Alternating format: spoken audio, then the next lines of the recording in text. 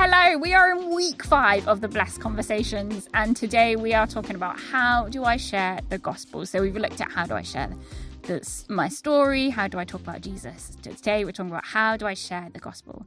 And I am with Samuel, Shola and Abigail, and thank you so much for joining me on the sofa. I'm Nicola, by the way, if you don't know, but it's great to have you guys here. Can you briefly introduce yourself, first of all? Samuel, I'll start with you.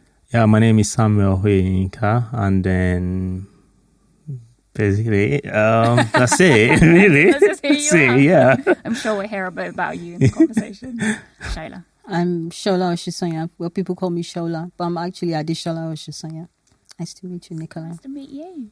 And Abigail. Hi, my name is Abigail Akinla, and I'm a daughter of the Most High King. I love it. That's great. Thank you so much. And so we're talking about how we share the gospel with those who don't know Jesus. And explain to me briefly, what is the gospel? Well, for me, the gospel, according to Mark chapter 16, verse 15, where Jesus said to his disciples, go, and share the good news to all creation and throughout the earth. So for me, it's that's the key word, the good news, him being the good news. And that good news can be good news in different ways for everybody. That's great. Thank you. I completely agree. It's exactly how I would call the gospel. It's the good news. To me, it just means that Jesus is here with you. You're no longer alone. You don't have to do things alone. And everybody has a past, however terrible or however much better it is. Everyone's got a past, and once you accept Jesus Christ as your Lord and your personal Savior, you now have somebody to walk this life with. So good. Oh, it's encouraging. It is. Yeah, I totally agree with what Shola and Abigail said. It's all about the good news. Jesus and coming as a form of man to restore us back to the Father, which is God himself, coming in the flesh of man. So it's about restoration back to Jesus. At once we were outcast, but now we've been brought back by the grace of God and the death of Jesus Christ and the resurrection.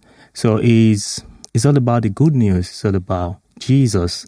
It's all about knowing God and going back to the source of our strength. Yeah. Yeah. It is good news. It is, And it's something that we want to share with people. But how do we take it from like sharing our story, what God's done in our lives, to taking it to sharing the gospel and saying this is not just for me, but this is for everyone. How do we do that? I have a friend that when we were at uni, when I was finishing uni, she was just starting. So we kind of knew each other at that point. We went to the same church. And in recent years, she was going through some stuff in her life that I have been through. And she knew my story then. And so now I was able to kind of draw her closer and share a bit more details about, those stuffs and how God was able to help me. And then bringing that into her life today to say, this is how, try it this way. And I have seen God work mightily through that. And her experience has been, it's wonderful to see and watch. And it's almost like a carbon copy of what has happened to me. And so it's lovely that she could come to me and learn from that. Yeah. And I am learning from God and asking, what do I say here, or how do I guide that there? And so that's wonderful. So for me, I'm bringing my story to her and saying, that's how God could help in your situation. And if it's not something I've experienced before with some other people, I would just obviously share what I've been through and compare and admit, it might not be the same as yours, but, God can help if you just trust him. And I would just listen to how the Holy Spirit want me to share that and possibly walk with them in their experience. Yeah, that's so good. It's really good. I think for me, I usually say that there is nothing new under the sun. So there isn't anything that we've gone through that someone else hasn't gone through. Yeah. I find that in the past, for example, when I was younger and I had an experience about 10 or 11-year-old when I prayed for God to change something around my results in school. It looked like it was a desperate plea at that point, like nothing could change. If you've written an exam, you've seen the result and you're wondering, how can the result change? And that happened for me at such a tender age. The feeling it gave me, the hope that I had when I prayed, is the same hope as when I had when I wanted to apply for a mortgage, the first time I wanted to buy a property, and all the stress I went through. And when God came through for me, that same feeling of, fulfillment that God has answered my prayer was the exact same feeling. It was just probably a more matured feeling because I'm now a more matured Christian. So I find that even I can relate to past testimonies to reflect situations that I'm going through today. How much more somebody else? There is nothing that is new. Everyone's gone through some sort of desperation, some hopeless situations, things that have broken them and they thought they could never come out of. It might not be the exact same story, but I find that it's the same feeling behind the story, the same brokenness, the same depression, that depressive state. And I find that when I share my stories, it could be something as little as I almost had a car accident, and that could reflect in someone who's suffering from cancer, for example. It looks like it's different stories, but it's always relatable. So I take passion in the fact that every experience that I've had, both the good, the bad, and the ugly, is a story that could help somebody else. So that's how to take, I would say, the way I would take my story and make it everybody's story is to say it's not exactly what is happening to me that's happening to you, but the same feeling you had, the same way you've cried about this, the same way you soaked your pillow with tears, the same way you've come out with a facade on your face and you can't let people see what you're really feeling because you're holding all this hurt or all this anger or all this hopelessness. It's exactly the same feeling that I've had in certain situations. And even times when I feel that the thing that I've prayed for, that I've been hopeful for, has fallen through, and I've questioned my faith or, questioned my belief, I've seen the glory in the future. Every single time. There's never been a case where you don't see the glory. Even if it's not apparent now, if I ever go through that, I know that in the future, that glory is still coming. So just being able to relate that to myself, I relate it to people. So I tell them it's not about the story I'm sharing. It's about the feeling. And when I share how I feel, it's always, every time you have meetings in a room and someone shares a story, you see a lot of people nodding because they can just relate to that background feeling. That's how I make my story their story. Yeah, connecting with everyone. That's very, very inspiring, isn't it? To have a story and it's your story to now share to people. I think it takes a bold person, a bold step for someone to come out to say, this is my story and I want to share that. And then even today I met with this wonderful, lovely woman here, very powerful woman of God that is serving in all various departments here at King's. And then, they were going through some stuff and I was able to share the story about my dad who was sick. I remember when this Blessed series first, the second year, which is 2019. And then my dad was really sick. Someone that I look up to is a man of God. He sees vision. He is a general overseer of a few churches in Nigeria. To now see him to the point of can't talk, and when he speaks, he doesn't even know who he's speaking to. He started hallucinating, and then to that point whereby we actually thought that he was gonna die. And I remember 2019, and they called people up for prayer, and then Neil was there, who I refer to as Pastor Neil now. Then I went to him in tears. He was hugging me, and I was holding him tight. I was just crying. I shared what was going on at that moment. And then he was able to he said to me that God is going to do it.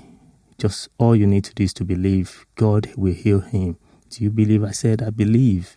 And then all of that, I didn't even let my wife know. Sometimes I'll be in the bathroom after trying to speak to my dad. I won't be able to speak to him. And I'll be in the bathroom just crying, like, how come this man of God? And then everything changed when we prayed at a small group. We had that prayer. Everyone just prayed. I shared that story. Everyone just prayed, and then we prayed concerning that sickness, and everything just changed. She's well and fine now. He can speak to you. You know, Samuel's talking. Call me Demola. He's just, and that is just the beauty of it. And how do I share that? And to people, is about, you know, I know you're going through challenges in life. This is what my parents went through, and it was able to come out of that because of someone prayed, not just because they prayed, because God heard their prayer. And that's it. This all blessed series is all about, is to have people in your blessed list. Just pray for them. It's not you to do the miracle, but to leave everything to the hands of God, for God to take over and take charge of it. And it's still there. The wonders, the powers of Elijah then in the is still happening today. Sometimes we just don't see that it works, but it works in miracles, and the result will come out. So whatever you're feeling, especially me, sometimes I might be feeling a little bit down, and then, you know, I just need something to boost me up. Someone might say something just like what Shola said, like sharing story. And someone might just say something, or listening to music, for example, and that just lift me up. Like, and that is how it is. It's just to share your story, regardless of how you think it doesn't really make any sense, or it doesn't relate to what people are going. But it's your story, and what you might consider to be just common, that it doesn't even make any sense. Just Shola was saying about, you know, being at work, and then, you know, how was your you meet the deadline, and you were able to say it's God. Because it's the center of everything. Jesus Christ, we should make it a center of every conversation, you know, and it's just a bold step that we need to keep going for it. Making Jesus the center, and he's the center of all our stories. And it is the good news of Jesus that we're sharing. We're sharing that gospel. So we are connecting with people. We're realizing that our stories are connecting. We're sharing the gospel. But how do we then make it to that next step of inviting someone like into salvation, to know Jesus? How do we do that? Do you have any experiences of doing that, or ways that you've done that before? I remember being on the playground at the playground when we had school drop off, and one of my daughter's friends' dad was there, so we were talking, and for some reason I just assumed he was a Christian, but we were just talking. Well, he was a Christian, but like not, you know, born again or going to church. So then I just chipped in and said, oh, you know, what we were talking about, I knew they needed God's intervention in that. So I said, would you like me to pray with you? And he said, yeah. So right there and then, once the children were there on the, you know, and we prayed, and he accepted. And it was some days or weeks later that I realized, you know, what you done. What I'd done. I felt so bad, and I felt, you know, and the wife said, no, I've been praying for things like this, so keep praying, you know, do it, keep doing it. So that for me is just an opportunity to share what I could share, listen to, you know, what this person is saying, and see how I can bring God into that situation. Yeah, I believe I have to take Jesus with me everywhere. I spend a lot of time working, probably 80% of my waking time. If I'm not working, I'm thinking somewhat about what to do with work. So I've realized that I have to take Jesus to work with me. It's the only way I can share the gospel. And what I've done is I apply various methodologies. If I ever hit a milestone, if I ever do anything at work or achieve anything at work, every time I get a praise, so long as it's not, because I do it with, how do you call it? I try to make sure I do it in the right way. I bring it up that it's God who's helped me to achieve that.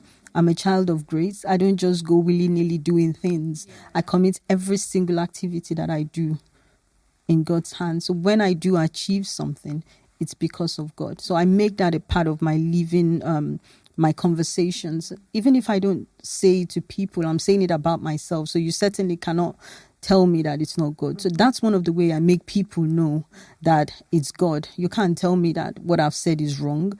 You can disagree, but you won't say it. But I've sown the seed. So that's one of the ways I share the gospel about with, my own personal life.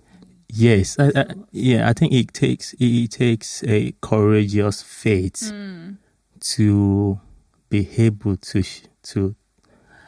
share the gospel in this time and this age, in this world, this broken world that we have at the moment, whereby every single thing is pointing out to there's no God. Everything is pointing out to there's nothing like existence of divine being. And it takes faith and boldness to be able to speak to someone about God. I remember coming to this country and I was like speaking to someone. I was quite really passionate about, I was coming from Nigeria, whereby you see someone in the street with their bell, shouting about Jesus. And I was just about to, my wife was like, take it really easy, take it easy. But I really have an encounter with God's mercy, His grace, His love, His mercy for me from a place whereby I thought everything was over to a place of life, living, having family, beautiful family, having a godly wife, and how miraculously that has happened over the course of a few years for me. And I think Billy Graham said, every single opportunity that you have to preach, take it. Do it. Take it. Go for it. And that is just, we are sent to the world to speak the word of God, to preach the gospel, and we need to do it by faith, Yeah.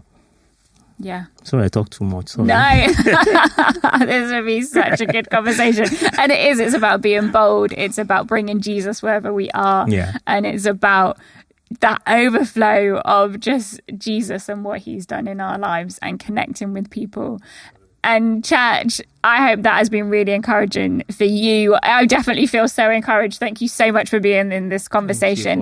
Let's be bold. Let's be full of the excitement and the joy and just what Jesus has done in our lives. And let's bring Jesus and let's bring His gospel and His good news into the lives of others, knowing that we are loved and they need this great gift.